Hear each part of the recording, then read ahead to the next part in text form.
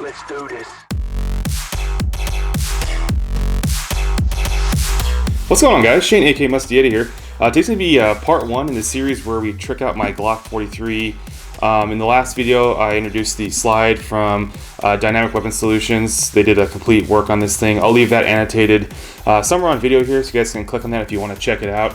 But today, we are going to be focusing on the trigger. Now, if you guys know the Glock 43, you know that it says from the factory it should have, I believe, a 5.5 or 6 pound trigger pull, but it seems like no one's getting that the standard factory trigger pull weight is between 7.5 and 9 pounds, which is pretty heavy for a smaller pistol like this. So we've gone ahead and picked up a full kit here to completely change out the trigger in the Glock 43.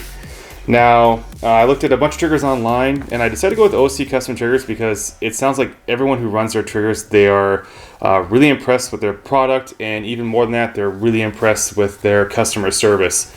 It's really easy to sell a product, but it's really hard to keep customers happy with complaints they might have or any issues. So it sounds like OC Custom Triggers is a great company to deal with if you ever have any issues. On top of that, what's really nice is their website allows you to go in, pick your pistol, go through and pick whatever thing you want. The safety color, the safety shoe color, what parts you want, if you want the housing, if you want just the trigger bar, all that stuff. So you can go in there, pick and choose what you want, and have that shipped to you. So as you can see here, we went with their trigger here, the OC Custom Triggers Enhanced Trigger. It's got the polished bar. I went with gold to match the 10 barrel from Blacklist Industries. And then I also went ahead and picked up the OC Custom Trigger Over Travel Eliminator. Now this has a ghost connector in it. I bought that separately, but you can get that from them as well. And I think if you buy that all at once, I think this whole trigger kit will come pre-assembled where you can just simply drop it in. But because I bought it in pieces, it's in pieces. So we'll show you how to put this together and get it installed. All you're gonna need for this is a couple punches. If you have the Glock tool, I think it's one size will work for both pins, but because I don't have them, I'm just gonna use a couple punches. It's pretty simple. Now, I'm gonna say for the record, guys, I switched cameras. I hope the video quality is okay. This is gonna be a lot of up close shots of me putting these together, and this cheaper camera does the auto focusing, whereas my DSLR doesn't. So hopefully the video quality is okay for you guys. Let's go and get this started. Let's get this stuff just off the side here. I'm going to show you the standard trigger pull of the Glock here. Let's get all the stuff cleared out of the way. Okay, so we're clear there. So hopefully you guys can hear that. I'm putting it near the mic just so I can get the audio. So it's pretty gritty. It's got a pretty decent travel there. As you can see, there's the wall. It breaks. And then the reset, it's out there. Let's do it again. You guys can see the travel, the wall, the brake. Again, it's pretty heavy trigger.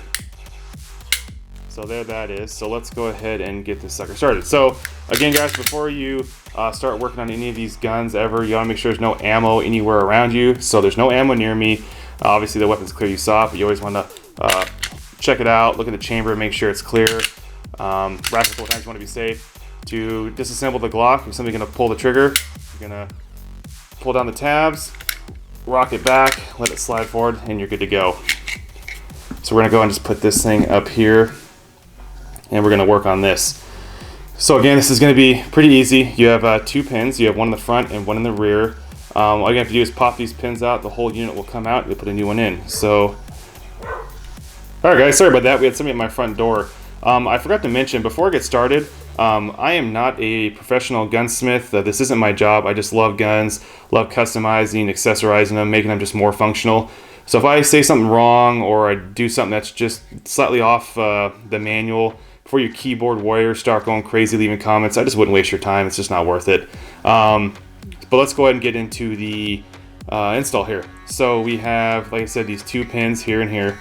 You don't need to put this thing in a vise and beat it with a hammer or anything to get these pins out. Super easy. You have your slide stop, slide lock here, whatever you want to call it. You have this little piece in here, kind of where it meets the locking bar here. You can see it in there. Just gonna take your thumb, stick it in there. You can push it down, and very easily, while I'm pushing, pop that thing through. As you can see, it's coming out. I keep things in order so I can put it back in the exact same way it came out. So I'm going to take that out and put it right up there. Again, we're going to need a smaller punch for this guy. Super simple. I'm just going to take your punch, going to push it through. There it is. Grab it, put it there as well. Now you got to get the locking bar out here. You just got to get some leverage to get this thing out. So I'm just going to go in underneath here and get it out there just a little bit like that. I'm going to grab this and pull it out. Set that right there. And then you have your slide lock, slide stop. That's going to come right out from inside here. You can see it's bent to match the shape of the frame, so that's just going to come on out like that. Set that down there. And when that's all said and done, you're just going to grab the trigger housing here, pull it out, and there's your trigger assembly, everything all together. Now, if you guys need to reuse your connector or anything, you'll kind of see how it comes out. But there's your stock trigger assembly. You're going to take that out there. I'm going to go ahead and get our stuff out of the bag here. Maybe. Alright. I'm not going to mess, these are adjustable for mostly custom triggers. I'm not going to mess with anything. I'm just going to go with how it comes from them, because I've heard that's pretty much as good as you're going to need. Let's get the trigger out here. Oh. Alright. So you guys get a close-up of the gold trigger there. So you, like I said before, you guys can pick whatever color safety you want there. So I went with gold. So let's go ahead and get this thing assembled. So you have your trigger housing here. If you guys have your connector already in this thing, so if you don't, you can see there's this little, there you go, indentation ridge there. That's where your connector is going to go. If you guys need to take yours out of your factory trigger assembly, it's pretty simple. You have this hole here on the other side. You can see it. Just take a little punch and you can push it out that way. So pretty easy if you need to do that. So go ahead and push it in. And guys, if there's a gap there, don't try to bend that thing. The gap's just fine. Just leave it just like that. You're going to take your, let's see, your trigger bar here.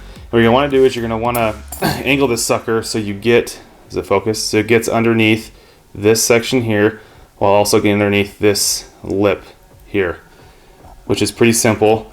You're going to come in at an angle. Hopefully it's on. Here we go. Come in at an angle. Get underneath that sucker. Twist it. And pop it in. So that's it. It's all said and done. Again, once you put this thing inside the frame, it's going to straighten this sucker out. So if you guys want to take this thing out, it's the same thing in reverse. You're going to kind of edge this. You're going to take this little edge here and try to weasel that sucker out. So you're going to take it. You're going to curl it out just like that. So again, if it goes in, boom, just like that. So that's all done.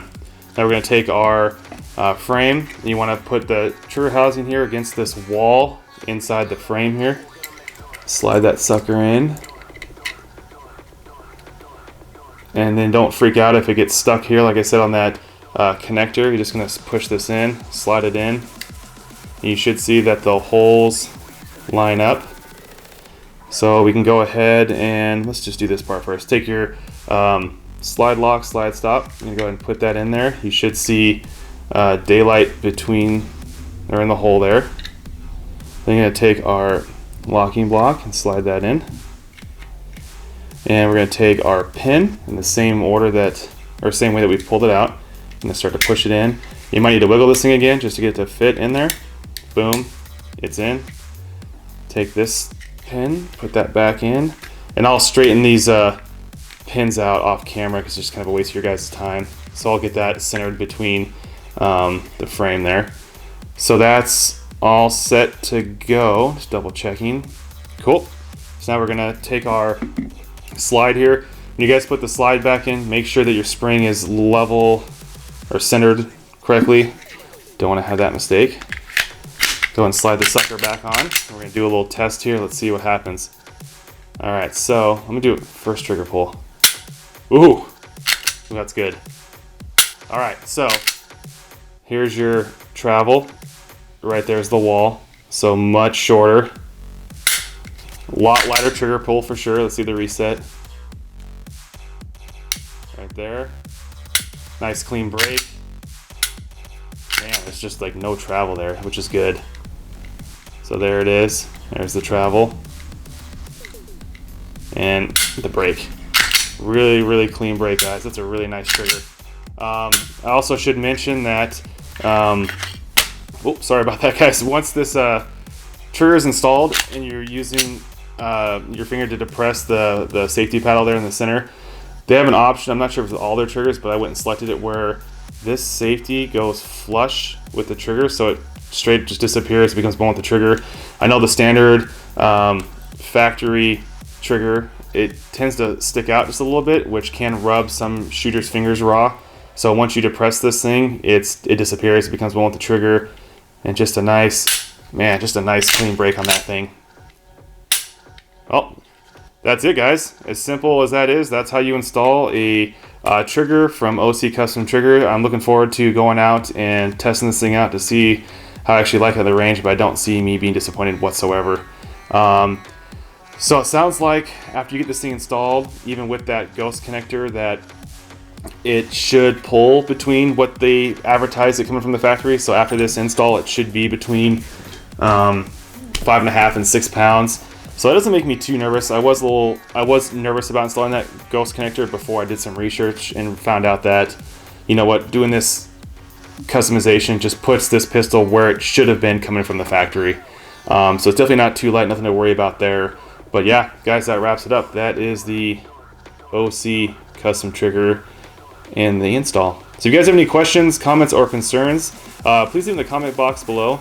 As usual, guys, take care, stay safe, and we'll see you next time.